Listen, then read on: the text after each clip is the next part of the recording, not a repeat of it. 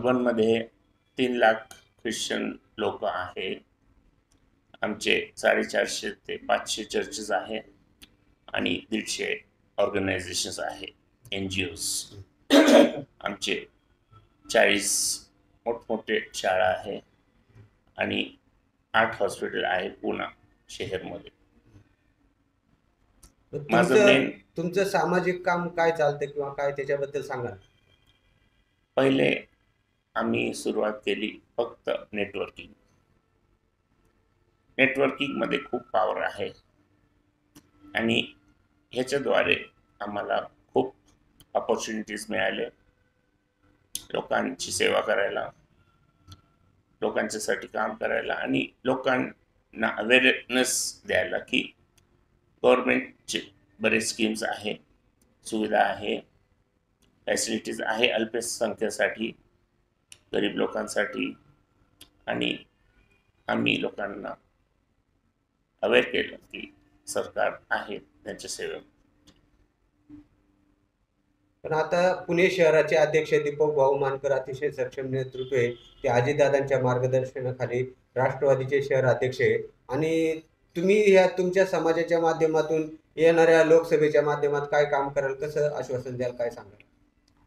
जास्त करून आमच्या समाजामध्ये लोक सुशिक्षित आहे, ते मेडिकल फील्डमध्ये सगळ्यांना माहिती आहे आमचं काय योगदान आहे देशात.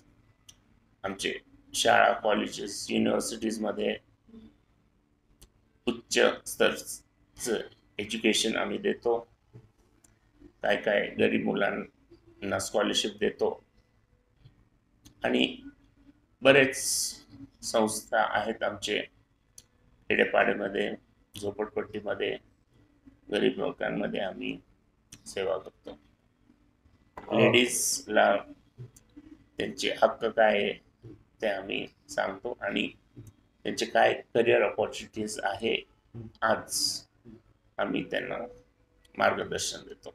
आता मतदान जागृतीच्या संदर्भात सगळ्यात म्हणजे मतदान जास्त व्हावं म्हणून तुम्ही काय प्रयत्न केलेत किंवा करणार आहात, काय सांगाल का?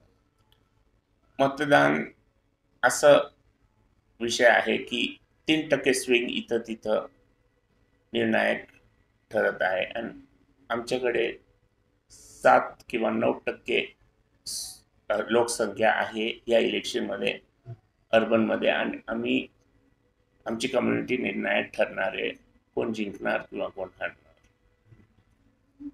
तुम्हाला ह्या सामाजिक कार्याचा वारसा कोणाकडून मिळाला, काय सांगता येईल? आमचे वडील पहिला मिशनमध्ये होते, हॉस्पिटलमध्ये सुपरिटेंडेंट होते, मग महानगरपालिकामध्ये आले पिंपरी चिंचवड आणि सेमी गव्हर्नमेंटमध्ये असून कायदा कानून ॲडमिनिस्ट्रेशन काय आहे हे त्यांनी स्वतःच एक्झाम्पलच्याद्वारे आम्हाला शिकवलं आणि आम्हाला ते संस्कार दिले.